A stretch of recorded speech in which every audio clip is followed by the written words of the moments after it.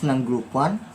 At ngayon pong hapon ay pag-uusapan namin kung paano po i-identify ang appropriate rejection region for a given level of significance. Ngayon, bago po natin sisimulan ang aming report, ipapaalala ko lang po na mahahati ito sa tatlong parte. Ang unang parte po ay ang identifying the critical values, level of significance, hypothesis test, and rejection region. Pangalawa naman po doon is identify the critical value when the population variance is known or unknown. At ang pangatlo naman is determining the appropriate rejection region for a given level of significance. Ngayon, simulan na po natin ang aking report. Ang una po dito natin ay ang hypothesis test. Sa hypothesis test, meron po tayong dalawang klase ng hypothesis test. Una po ay ang null hypothesis or denoted to H sub 0. At ang sumunod naman doon ay ang alternative hypothesis denoted to H sub 1. Ngayon, ang null hypothesis po ay composed ng mga equal signs. While sa alternative hypothesis, meron po tayo ditong less than, greater than, or no equal signs. Ngayon, pagdating naman sa test, meron po tayo ditong directional or one-tailed test. Ang one-tailed test po ay may dalawa ding klase, which is ang left-tailed test and right-tailed test. Ang susunod naman na test dito ay ang non-directional or two-tailed test. Ngayon, ang ating punta dito ng mga test po ay nakabase sa alternative hypothesis or H sub 1.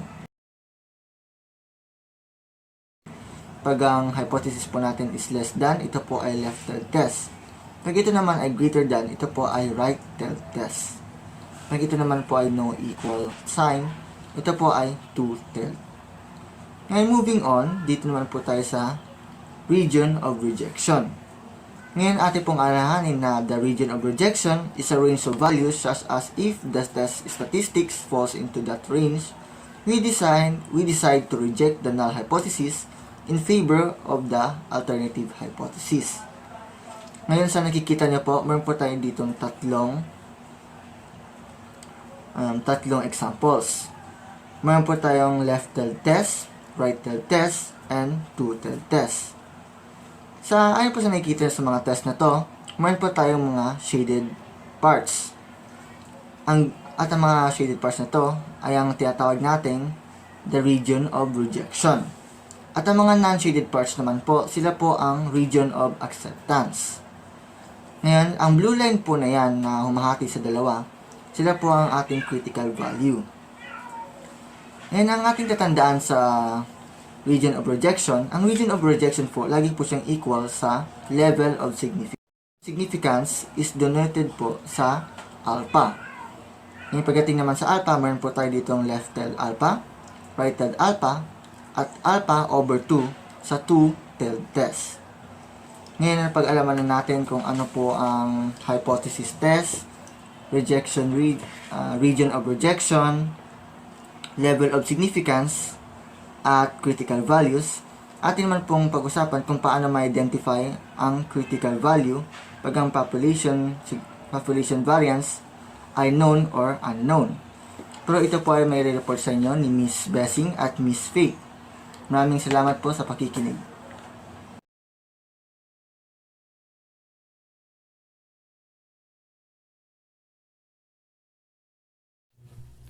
Hello, my name is Miko Jamila B. Bessing, and the topic that I'm tackling about is determining critical values from a Z table. Let's have an activity first. Determine the critical value of the following. Number 1. Left-tailed test alpha 0.05 n equals 75. Notice that my n are all greater than 30. So this means the table that I'm going to use when n is greater than or equal to 30 is the Z table. So let us recall our table. Left-tailed test alpha 0.05. So this means that the Z value is negative 1.645. Number 2, two-tailed test alpha equals 0.01 and n equals 35. So two-tailed test alpha 0.01 is positive, negative, 2.575. Number 3, right-tailed test alpha equals 0.10 and n equals 100. Right-tailed test alpha 0.10 is 1.28.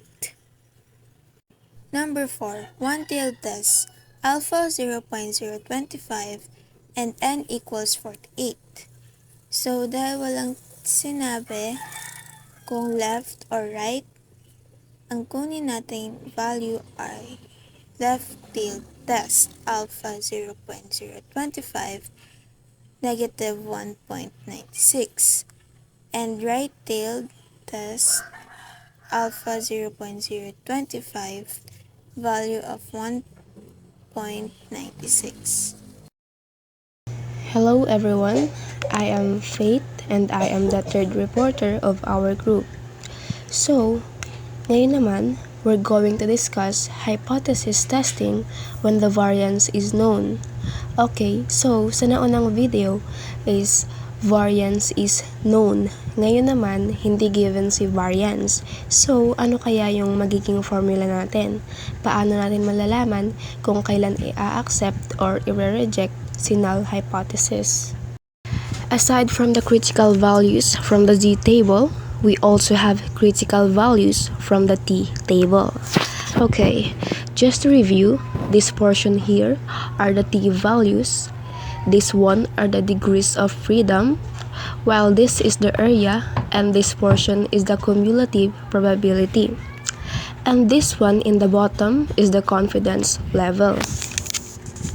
Okay, let's assume that a population is normally distributed and the value of our n or the sample size is less than 30 naman. Okay, so less than 30 yung sample size. So, kapag po less than 30 ang ating sample size, dito natin gagamitin si T distribution. So, the formula is T is equal to x bar minus mu over S over the square root of n. So, hindi po given si population variance. Here's our example. It was announced over the radio that the average price of a kilogram of pork liempo in Metro Manila is 195 pesos. However, a sample size of 15 prices randomly collected from different markets in Metro Manila showed an average of 200 pesos and a standard deviation of 9.50.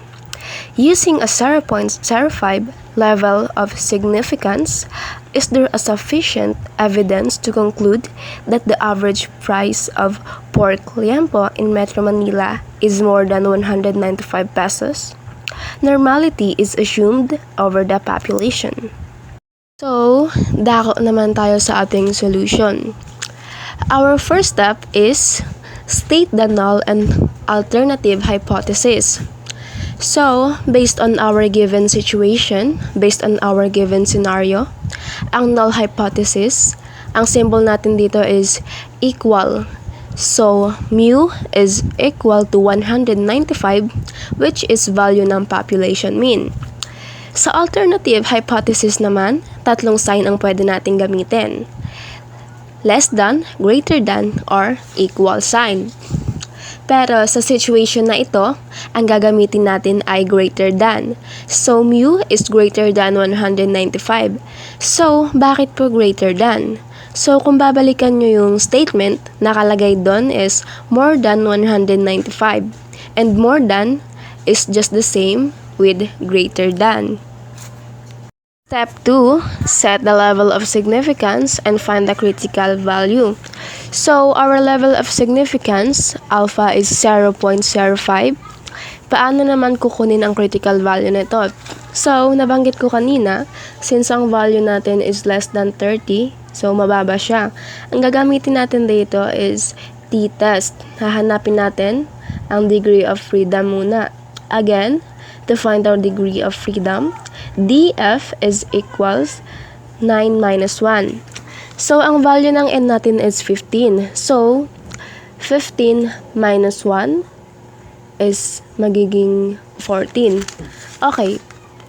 So, once na makuha na natin ang DF, sunod na natin ay kung ano ang magiging critical value natin. So, since T distribution, hanapin lang natin siya sa table for T critical value. Okay, ano ulit yung alpha natin, no?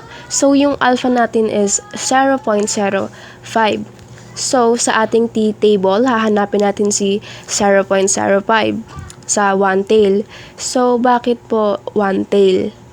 Kasi po, ang atin pong type of test is directional. So, kailan ba natin masasabi na ang test na meron tayo is one-tailed? So, kapag po ang symbol na meron tayo sa alternative is either greater than or less than. So, from our table, alpha natin is 0.05.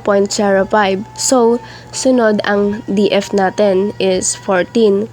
So, that will give us 1.761. So, again, our critical value is 1.761. Punta naman po tayo sa ating step 3. Compute the test value. Ang formula na gagamitin natin is T is equal x bar minus mu over the square root of n. Ang gagawin po natin is substitute lang natin ang given sa ating formula, no? Bale, T is equal x bar. Yung x bar natin magiging 200. Then, minus 195 over yung s natin is 9.5 over the square root of n. Ang n natin is square root of 15. Compute lang po natin and that will give us 2.04. After ng ating step 3, punta naman tayo sa step 4. So, for the step 4, hanapin lang natin si 2.04 sa ating curve. So, si 2.04, makikita natin siya sa right side ni 1.761. So, ibig sabihin, nag-fall siya sa under the rejection region. So, nag-fall siya within the rejection region. So, again, kapag po nag-fall ang ating test value sa rejection region, ibig sabihin, you need to reject the null and accept the alternative. And sa ating last step naman, gagawa lang tayo ng conclusion. Kunin mo lang yung statement for the alternative since yun yung i-accept natin kasi nga nag-fall within the rejection region ang ating test value. So, kunin natin ang ating alternative. Mu is greater than 195. So, ibig sabihin, balik lang tayo sa situation or sa ating scenario. The average price of for Cliempo in Metro Manila is more than 195 pesos. Yun lang po. Thank you. So hello everyone, I am Princess Jade Bea, and today we will be discussing the number 3. Determine the appropriate rejection region for a given level of significance with my partner Joel Allen. So now, let's proceed. The appropriate rejection region for a given level of significance depends on the type of hypothesis test and the distribution of the test statistic. So here are some common scenarios. Number 1 is z-test for a population mean.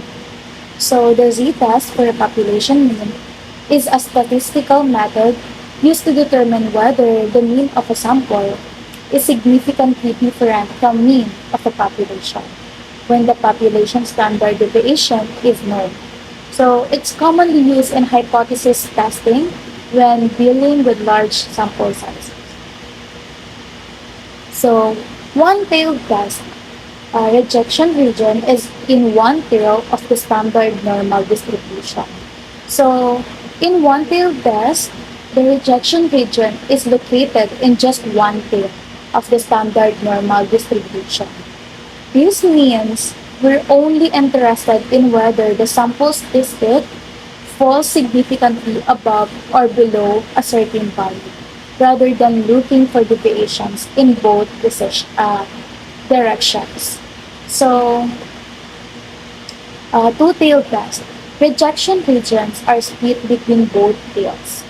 So, in a two-tailed test, the rejection regions are divided between both tails of distribution. This means we're interested in whether the sample statistics deviate significantly from the expected value in either direction, above or below, rather than focusing on just one direction of deviation. So, for A equals 0.5, the critical z-values are approximately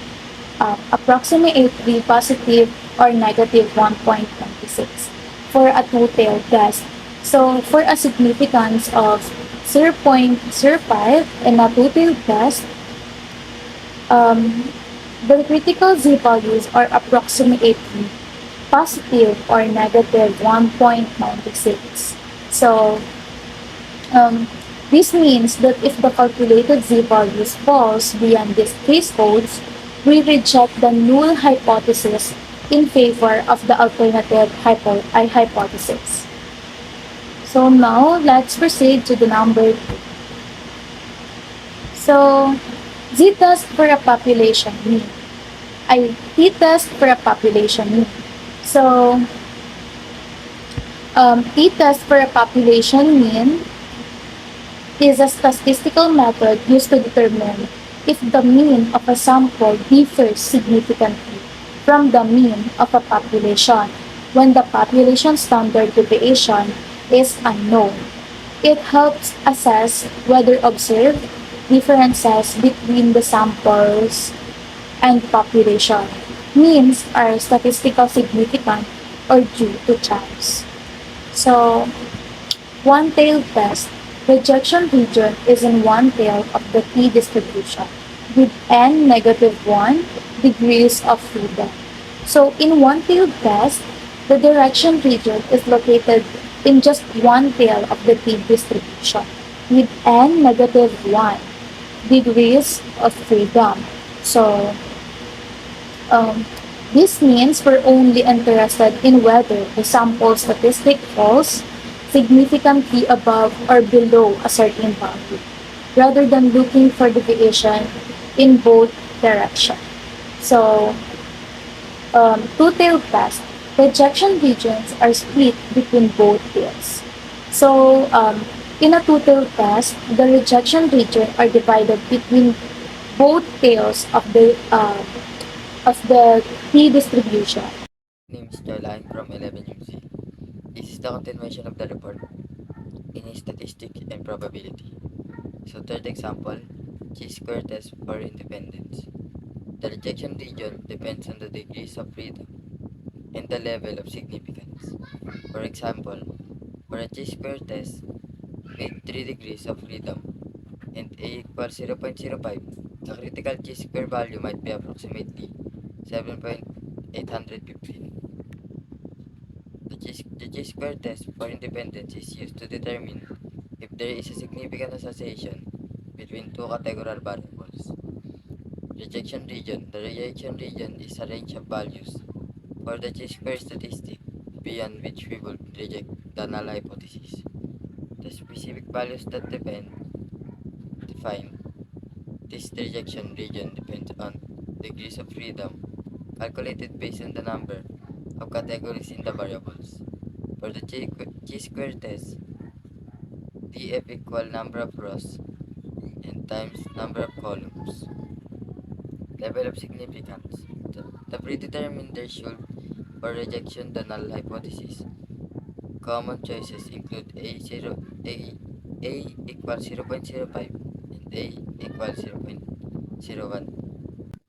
So critical value. The critical value chi-square value is threshold that separates the rejection region from the non-rejection region in the chi-square distribution.